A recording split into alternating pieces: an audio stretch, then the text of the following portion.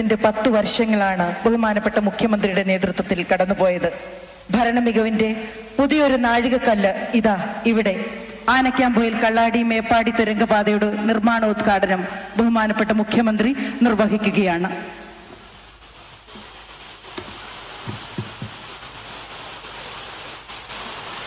സഹോദരീ സഹോദരന്മാരെ, നമുക്കെല്ലാം അതിയായ സന്തോഷം പകരുന്ന ഒരു സായാഹ്നമാണിത്. കാരണം വയനാട് തുരങ്കപാത നിർമ്മാണം ആരംഭിക്കുന്നു എന്നുള്ളത് തന്നെ. ഇവിടെ ഇതുമായി ബന്ധപ്പെട്ട് ഒട്ടേറെ കാര്യങ്ങൾ വ്യക്തമാക്കി കഴിഞ്ഞിട്ടുണ്ട്. നമ്മുടെ സംസ്ഥാനത്തിൻ്റെ ഒരു പ്രധാന പരിപാടിയായി ഈ തുരങ്കപാത നേരത്തെ തന്നെ പ്രഖ്യാപിക്കപ്പെട്ടതാണ്. 2016 അധികാരത്തിൽ വന്ന LDF സർക്കാരിൻ്റെ തുടർച്ചയായി 2021 LDF സർക്കാർ അധികാരത്തിൽ വരുമ്പോൾ 900 വാഗ്ദാനങ്ങളാണ് പ്രകടന പത്രികയിലൂടെ ജനങ്ങളുടെ മുന്നിൽ വെച്ചിരുന്നത്. അതിൽ 33ാമത്തെ ഇനം റോഡ് വികസന പദ്ധതികളായിരുന്നു. ആ കൂട്ടത്തിൽ വയനാട് തുരങ്കപാതയും ഒരു വാഗ്ദാനമായി മുന്നോട്ട് വെച്ചിരുന്നു. പല വാഗ്ദാനങ്ങളും കേട്ടുപരിചയമുള്ള നമ്മുടെ സംസ്ഥാനത്തിന് ജനങ്ങൾക്ക് 2016 ശേഷം നൽകുന്ന വാഗ്ദാനങ്ങൾ നടപ്പാക്കപ്പെടും എന്ന ശുഭപ്രതീക്ഷയാണ് ഉണ്ടായിരുന്നത്. അതുകൊണ്ട് തന്നെ ആ സുദിനം, ആ വാഗ്ദാനം നടപ്പാക്കപ്പെടുന്നതിന് തുടക്കം കുറിക്കുന്ന സുദിനമാണ് ഇന്ന്. ഇവിടെ ആദ്യമായും എല്ലാവരുടെയും അനുമതിയോടെ ആനക്കാംപൊയിൽ കള്ളാടി മേപ്പാടി ഇരട്ട തുരങ്കപാതയുടെ ഔപചാരികമായ നിർമ്മാണ ഉദ്ഘാടനം നിറഞ്ഞ സന്തോഷത്തോടെ നിർവഹിച്ചതായി പ്രഖ്യാപിക്കട്ടെ. ഈ തുരങ്കപാത പൂർത്തിയാകുമ്പോൾ കേരളത്തിലെ ഏറ്റവും നീളം കൂടിയ തുരങ്കപാതയാകും ഇത്. ഇന്ത്യയിലെ തന്നെ ഏറ്റവും ദൈർഘ്യമുള്ള 3ാമത്തെ തുരങ്കപാതയാകും ഇത്. ഇത് യാഥാർത്ഥ്യമാകുമ്പോൾ ഇവിടെ പ്രസ്താവിച്ചതുപോലെ താമരശ്ശേരി ചുരം വഴിയുള്ള ഗതാഗത പ്രശ്നങ്ങൾക്ക് ശാശ്വത പരിഹാരമാകും. ഒരു പദ്ധതിയുടെ നിർമ്മാണ ഉദ്ഘാടനം എന്നതിലുപരി കേരളത്തിൻ്റെ, വിശേഷിച്ച് മലബാറിൻ്റെ വ്യാപാര, വാണിജ്യ, ടൂറിസം മേഖലകൾക്ക് ഈ പദ്ധതി പുതിയ കുതിപ്പ് നൽകും. അതോടൊപ്പം തന്നെ വയനാട് ജനതയുടെ ദീർഘകാല സ്വപ്നത്തിൻ്റെ സാഫല്യം കൂടിയായി ഇത് മാറുകയാണ്. നാം ചിന്തിക്കേണ്ടത് ഇത്തരത്തിൽ എത്രയെത്ര സ്വപ്നങ്ങളാണ് കഴിഞ്ഞ കുറച്ച് വർഷങ്ങളായി സഫലീകരിക്കപ്പെട്ടത് എന്നതാണ്. ഒരിക്കലും നടക്കില്ല എന്ന് മഹാഭൂരിഭാഗം ജനങ്ങളും കരുതിയ പലതും നമ്മൾ ഇവിടെ നടപ്പാക്കി.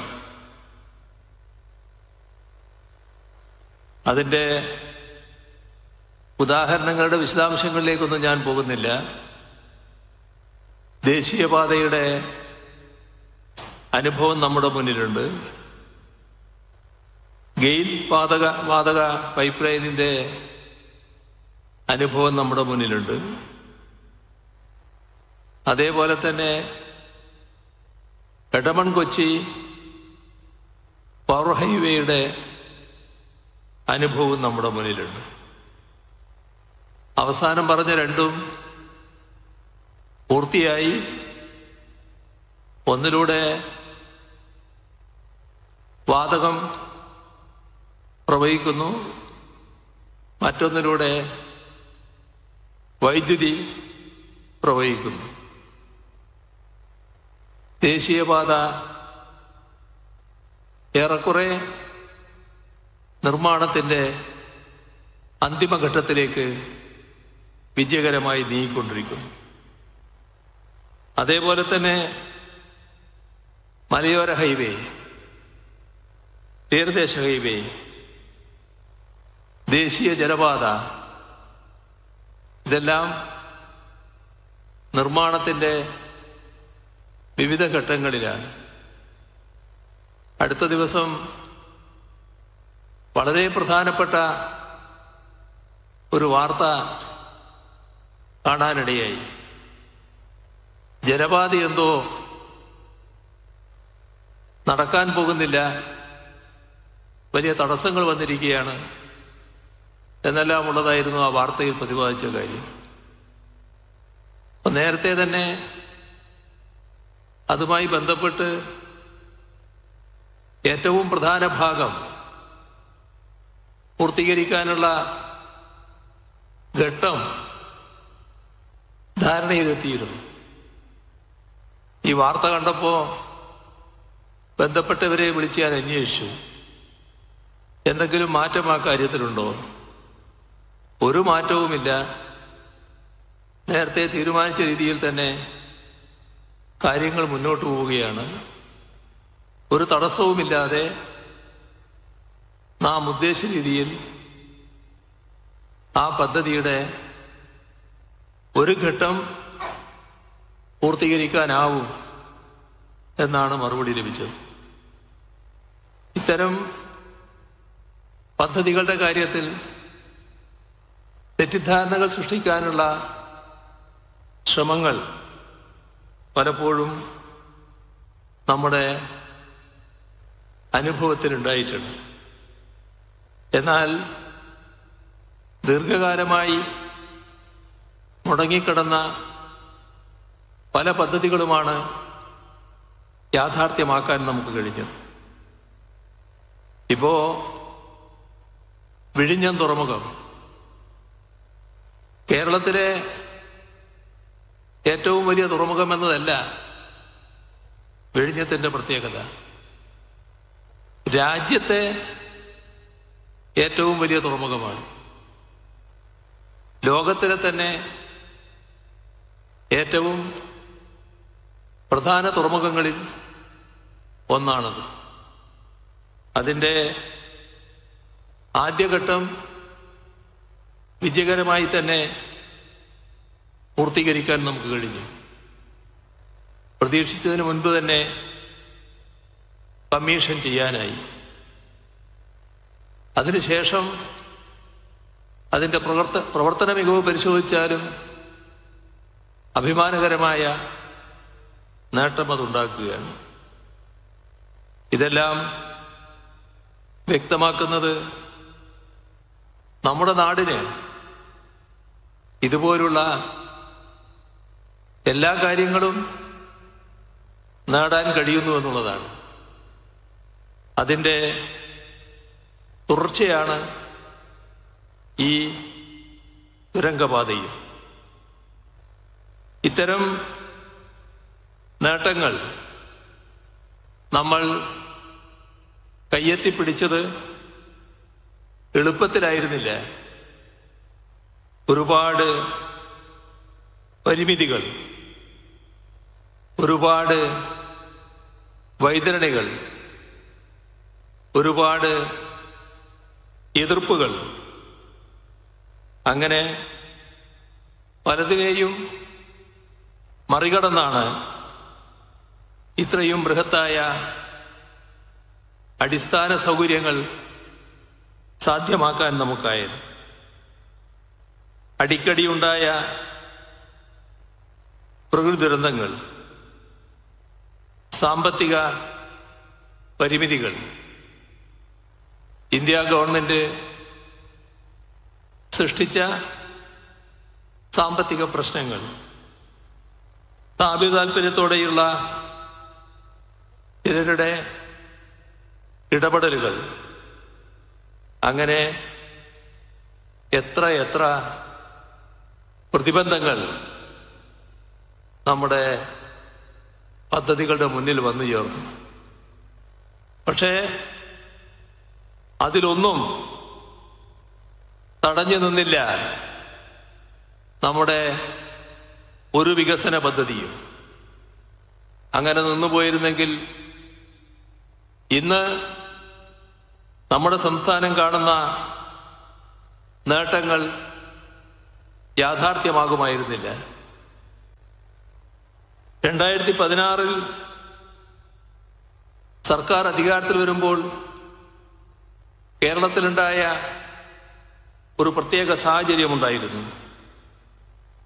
വികസന പദ്ധതികൾ വലിയ തോതിൽ മുടങ്ങിയ സാഹചര്യം, എല്ലാവരിലും കടുത്ത നിരാശ.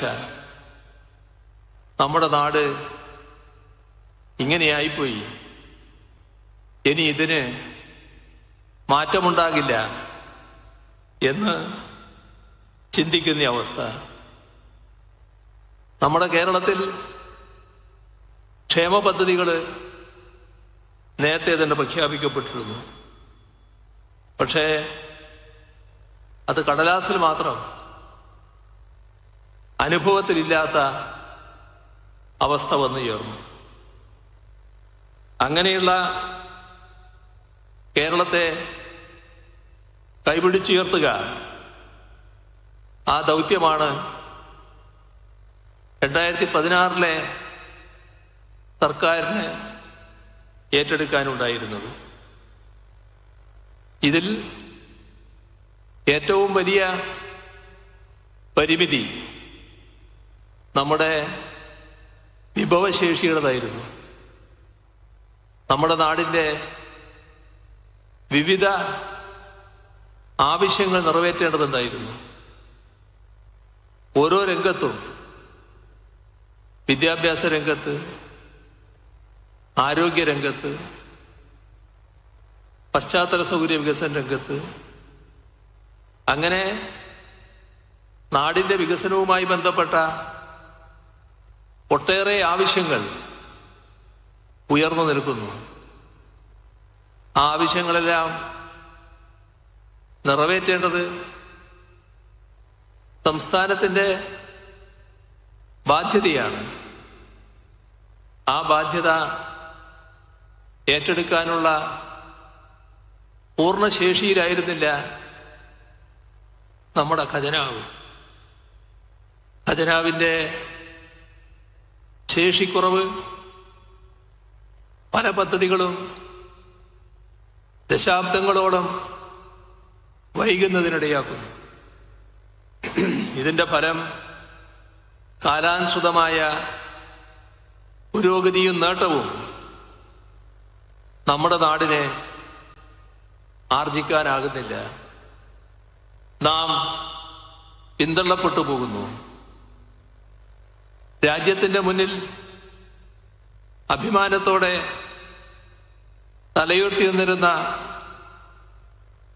വിദ്യാഭ്യാസ ആരോഗ്യ മേഖലകളടക്കം വല്ലാതെ പുറകോട്ടു പോകുന്ന അവസ്ഥ. എന്താണ് പരിഹാരം? പരിഹാരം ഏറ്റവും പ്രധാനം പണമുണ്ടാവുക എന്നതാണ്.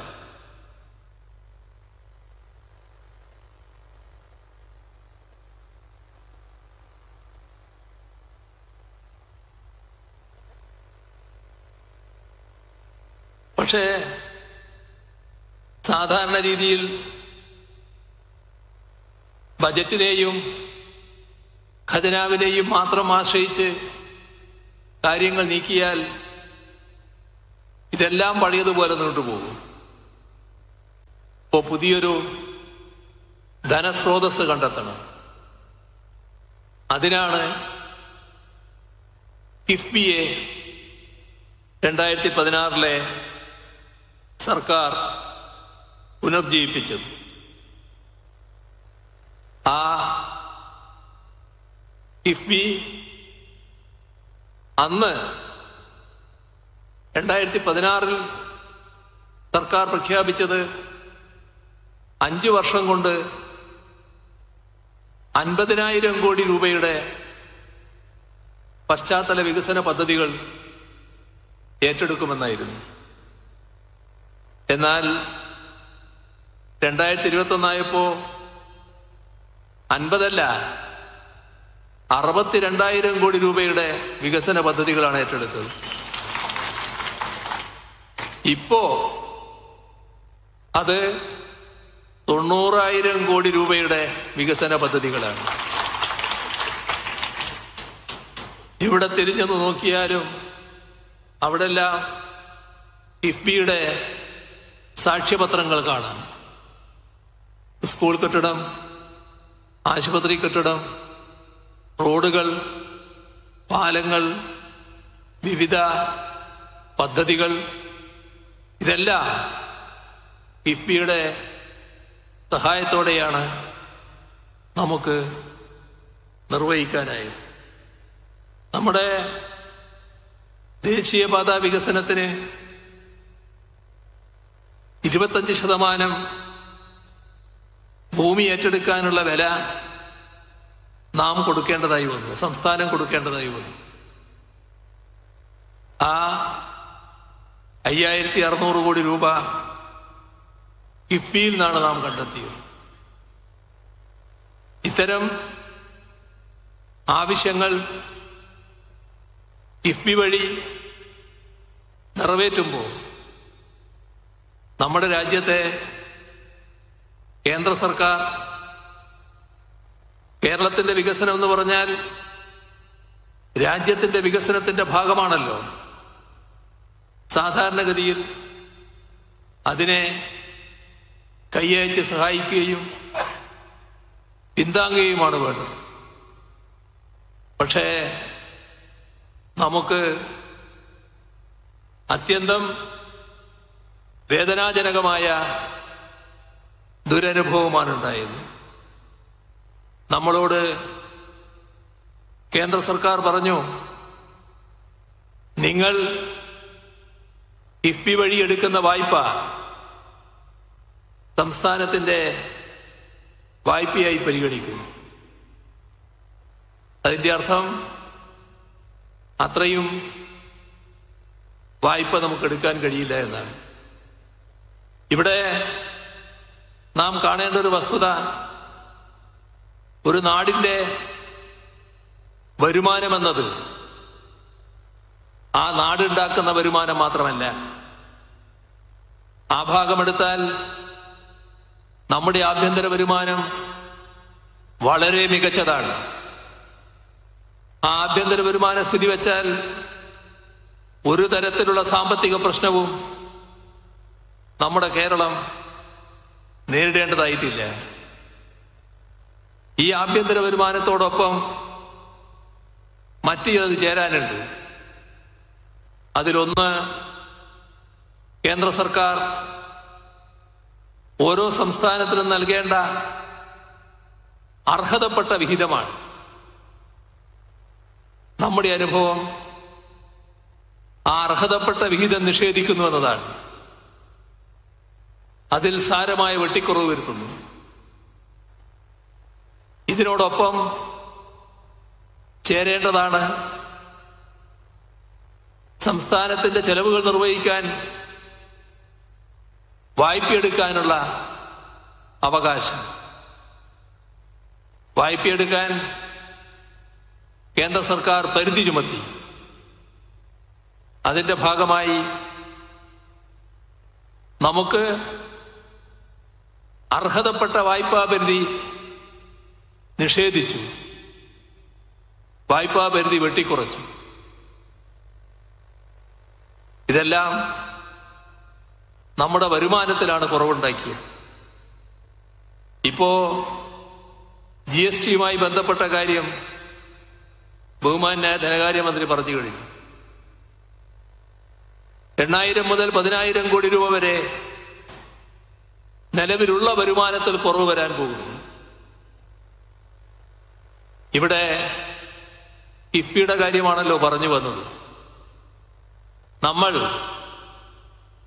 കേരളം കേന്ദ്രത്തോട് ഒരു കാര്യം ആവശ്യപ്പെട്ടു. 5,600 കോടി രൂപ നാഷണൽ ഹൈവേ അതോറിറ്റിക്ക് ഈ രാജ്യത്ത് എല്ലായിടങ്ങളിലും നാഷണൽ ഹൈവേയുടെ ഭൂമി ഏറ്റെടുക്കാനുള്ള പണം നാഷണൽ ഹൈവേ അതോറിറ്റിയാണ് ചെലവഴിച്ചിട്ടുള്ളത്.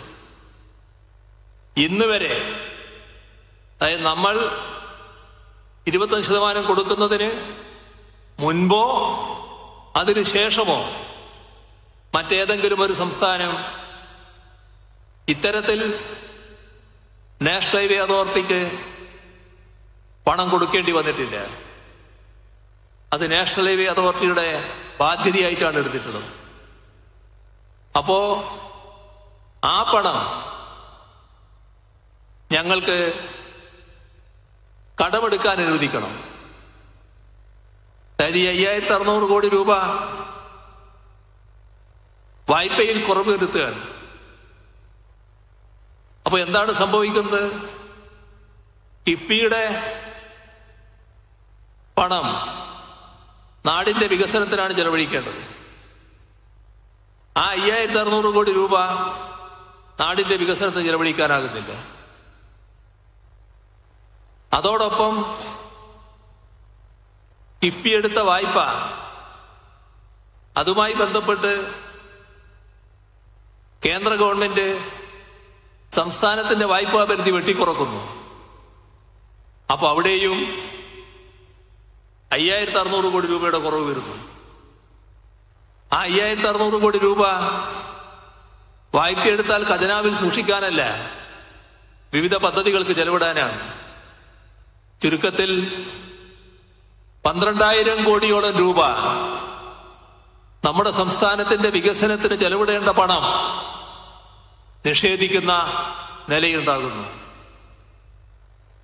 ഞങ്ങൾ കേന്ദ്ര ഗവൺമെന്റിനോട് പറഞ്ഞു, നിങ്ങൾക്ക് ഇതുപോലുള്ള ഏജൻസികളുണ്ടല്ലോ, നാഷണൽ ഹൈവേ അതോറിറ്റി തന്നെ, അവര് പണം കടമെടുക്കുന്നുണ്ടല്ലോ, ഇന്ത്യ ഗവൺമെന്റ് വായ്പയായിട്ട് അത് കണക്കാക്കുന്നില്ലല്ലോ. അതൊന്നും കേന്ദ്ര ഗവൺമെന്റ് കണക്കാക്കാൻ തയ്യാറായില്ല. അപ്പോ നമ്മുടെ സംസ്ഥാനത്ത് വിവിധ തരത്തിലുള്ള പദ്ധതികൾ ഏറ്റെടുക്കാൻ കഴിഞ്ഞത് കിഫ്ബിയുടെ കൂടി ഇടപെടലിലൂടെയാണ്. എന്നാൽ അത്തരം പദ്ധതികൾ ഏറ്റെടുക്കാനിടയായ, ഇപ്പോ ഇതിനെക്കുറിച്ച് പറഞ്ഞല്ലോ, ഈ തുരങ്കപാത, അതിനുവേണ്ട ഫണ്ട് ലഭ്യമാക്കുന്നത് കിഫ്ബിയാണ്. അപ്പോ ഇത്തരത്തിലുള്ള പദ്ധതികൾ ഏറ്റെടുക്കുമ്പോൾ അതിനെ തകർക്കാനുള്ള നിരവധി ശ്രമങ്ങളാണ് നമ്മുടെ നാട്ടിലുണ്ടായത്. നാം കാണേണ്ടത് ചുരുങ്ങിയത് 50 വർഷം കാത്തിരുന്നാൽ പോലും നടപ്പാകാത്ത പദ്ധതികൾ, അവയാണ് ഈ ഘട്ടത്തിൽ യാഥാർത്ഥ്യമാക്കാൻ ഇത്തരം ഇടപെടലുകളിലൂടെ നമുക്ക് കഴിഞ്ഞു. ഇതില് ജനങ്ങളാകെ മതിമറന്ന് സന്തോഷിക്കുകയാണ്. എന്നാൽ ആ സന്തോഷം ചിലരില് വല്ലാത്ത നിരാശയുണ്ടാക്കുന്നു. അതിന്റെ ഭാഗമായി കിഫ്ബിയെ തകർക്കാനുള്ള ശ്രമങ്ങളുണ്ടായി, തെരുവിലുണ്ടായി, കോടതിയിൽ വരെ എത്തി. പക്ഷേ സർക്കാർ ഒരിഞ്ച് പിന്നോട്ട് പോയില്ല. എല്ലാ കാര്യങ്ങളും നല്ല ധാരണയോടെ തന്നെ മുന്നോട്ട് കൊണ്ടുപോയി. ഓരോ ചുവടും നിശ്ചയദാർഢ്യത്തോടെ മുന്നോട്ട് വെക്കുക തന്നെ ചെയ്തു. അപ്പോ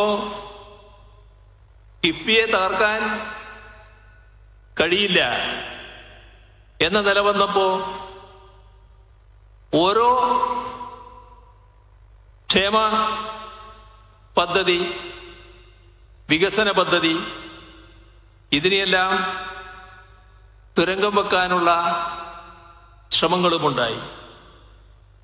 ഇപ്പൊ നമ്മുടെ നാട്ടിൽ നടപ്പാക്കുന്ന K-ഫോൺ, നടപ്പായി കഴിഞ്ഞ K-ഫോൺ, സാർവത്രിക ഇന്റർനെറ്റ് ലഭ്യമാക്കുക എന്ന ലക്ഷ്യത്തോടെയാണ് K-ഫോൺ വന്നത്. പക്ഷേ ആ പദ്ധതിയെ തകർക്കാനുള്ള ഇടപെടലുകളുമുണ്ടായി. ഒട്ടേറെ വ്യാജ പ്രചരണങ്ങൾ നടത്തി അതിനെ തകർക്കാൻ നോക്കി. കോടതിയെ സമീപിക്കുന്ന നിലയുമുണ്ടായി. സമീപിച്ചവരോട് കോടതി ചോദിച്ചു, ഇത് പബ്ലിക് ഇൻട്രസ്റ്റ് ആണോ അല്ല പബ്ലിസിറ്റി ഇൻട്രസ്റ്റ് ആണോ? അത് ഹൈക്കോടതിക്ക് തന്നെ ചോദിക്കേണ്ടി വന്നു. നാം കാണേണ്ടത് ഇതുകൊണ്ടൊന്നും ആ പദ്ധതി തകർന്നില്ല. ലക്ഷക്കണക്കിന് ഉപഭോക്താക്കളുമായി K-ഫോൺ മുന്നോട്ട് പോവുകയാണ്. ഇവിടെ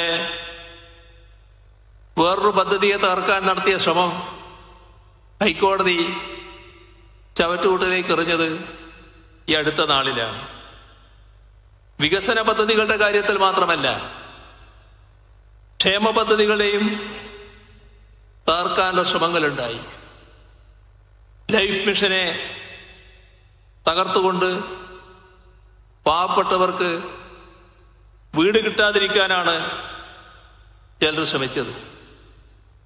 ഇപ്പോഴെന്തായി?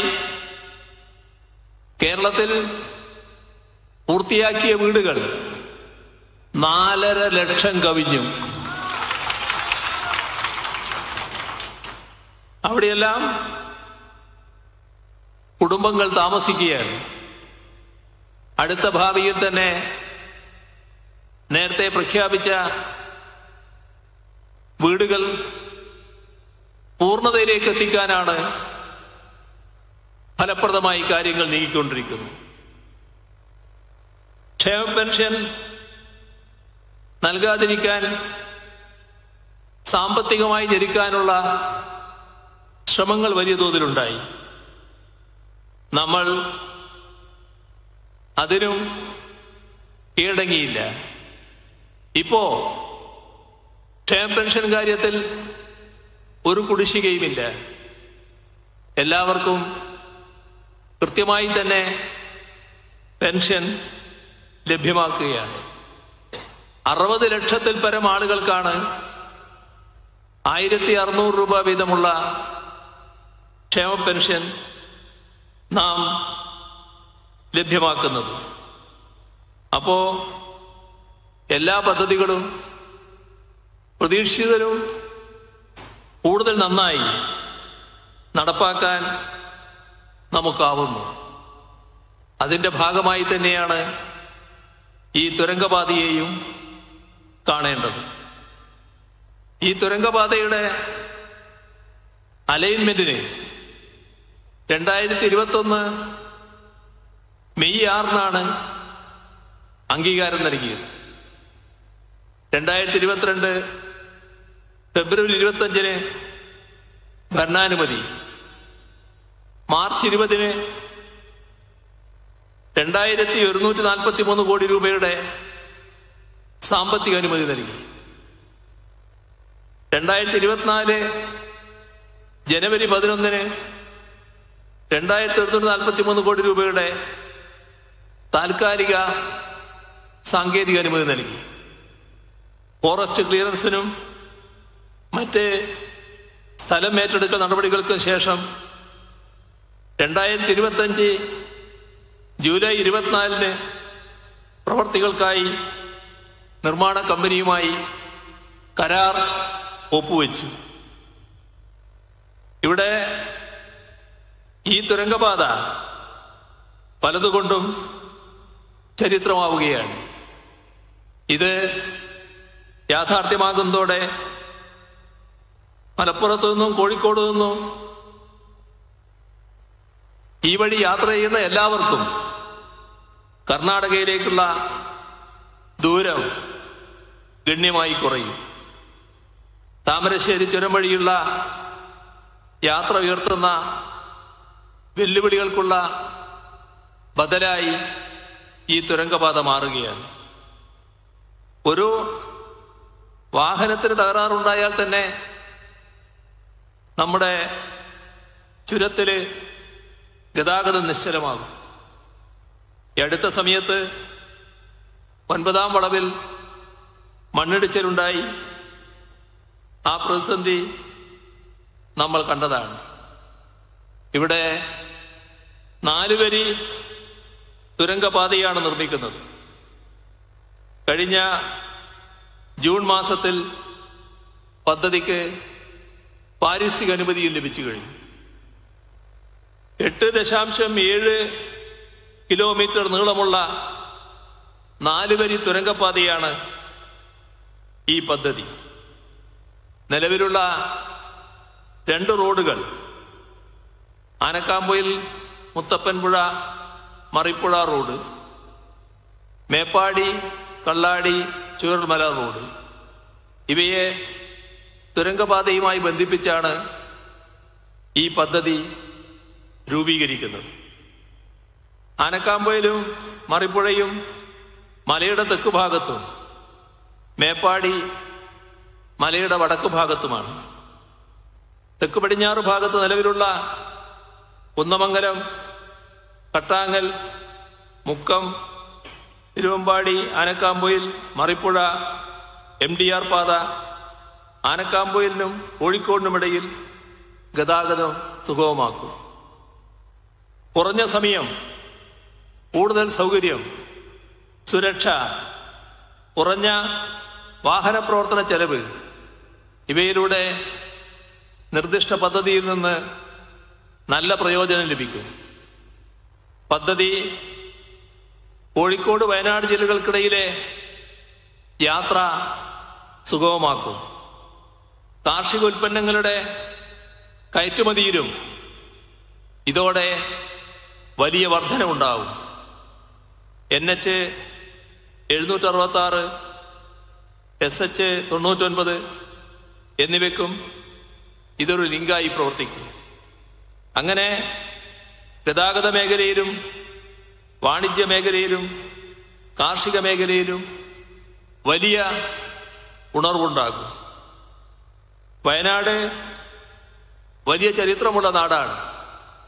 ശിലായുഗം മുതൽക്കേ മനുഷ്യവംശത്തിൻ്റെ ചരിത്രവുമായി ഇഴചേർന്ന് കിടക്കുന്നു. പഴശ്ശിയുടെയും ടിപ്പുവിൻ്റെയും ചരിത്രത്തിലൂടെ നമ്മുടെ രാജ്യചരിത്രവുമായി ബന്ധപ്പെട്ട് കിടക്കുന്നു. പ്രകൃതി ഭംഗി നിറഞ്ഞ ഇടങ്ങളാലും നിബിഡ വനങ്ങളാലും നമ്മുടെ പാരിസ്ഥിതിക ചരിത്രത്തോടും അത് ചേർന്ന് നിൽക്കുന്നു. ഇത്തരത്തിലുള്ള ഒരു നാടിൻ്റെ ചരിത്രത്തെയും പരിസ്ഥിതിയെയും സംരക്ഷിക്കേണ്ടത് അനിവാര്യമാണ്. അതോടൊപ്പം തന്നെ ഇവിടുത്തെ ജനതയുടെ ജീവിതവും ജീവനോപാധികളും മെച്ചപ്പെടുത്തേണ്ടതും അനിവാര്യമാണ്. അതുകൊണ്ടാണ് കഴിഞ്ഞ LDF സർക്കാർ വയനാടിനായി പ്രത്യേക പാക്കേജ് പ്രഖ്യാപിച്ചത്. അതിൻ്റെ തുടർച്ച ഇപ്പോഴത്തെ LDF സർക്കാരും ഉറപ്പാക്കിയിട്ടുണ്ട്. നാം ഇന്ന് ജീവിക്കുന്നതിലും മെച്ചപ്പെട്ട പരിസ്ഥിതിയോടെ ഈ ഭൂമിയെ വരും തലമുറക്ക് കൈമാറലാണ് നമ്മുടെ ദൗത്യം. അതോടൊപ്പം അവർക്ക് വേണ്ടി ഭാവിയെ മുന്നിൽ കണ്ടുള്ള വികസന പദ്ധതികൾ നടപ്പാക്കുകയും വേണം. അതാണ് കേരളത്തിൻ്റെ സുസ്ഥിര വികസന മാതൃക. ആ മാതൃകയുടെ ദൃഷ്ടാന്തമായാണ് ലോകത്തിനു മുന്നിൽ തലയെടുപ്പോടെ നിൽക്കാൻ കഴിയുന്ന വയനാട് തുരങ്കപാത എന്നത് നാം കാണുന്നു. ഇതിലെല്ലാം രാജ്യത്ത് ഒന്നാം സ്ഥാനത്ത് കേരളം എത്തുക എന്നുള്ളതാണ്. ഇപ്പോൾ പലതിലും നാം ഒന്നാം സ്ഥാനത്ത് എത്തിയിരിക്കുന്നു. ഇനി വീണ്ടും അവിടുന്ന് മുന്നോട്ട് പോകണം. ആ കാര്യത്തിൽ എല്ലാവരുടെയും സഹായവും സഹകരണവും പിന്തുണയും ഉണ്ടാകണമെന്ന് അഭ്യർത്ഥിച്ചുകൊണ്ട് ഈ തുരങ്കപാതയുടെ നിർമ്മാണ ഉദ്ഘാടനം ഒരിക്കൽ കൂടി നിർവഹിച്ചതായി അറിയിച്ചുകൊണ്ട് അവസാനിപ്പിക്കുന്നു. നിങ്ങൾക്കെൻ്റെ സ്നേഹാഭിവാദനം. പ്രിയമുള്ളവരെ, നമ്മുടെ പ്രിയങ്കരനായ മുഖ്യമന്ത്രിക്ക് ജനനായകന് തിരുവമ്പാടിയുടെ സ്നേഹോപഹാരം തുരങ്കപാതയുടെ മാതൃക സമർപ്പിക്കുകയാണ്. തിരുവമ്പാടി MLA ബഹുമാനപ്പെട്ട ലിൻഡോ ജോസഫ് ആണ് ഉപഹാരം സമർപ്പിക്കുന്നത്. ഉപഹാരം സ്വീകരിക്കാനായി ബഹുമാനപ്പെട്ട മുഖ്യമന്ത്രിയെ ഏറെ ആദരവോടെ ക്ഷണിക്കുന്നു.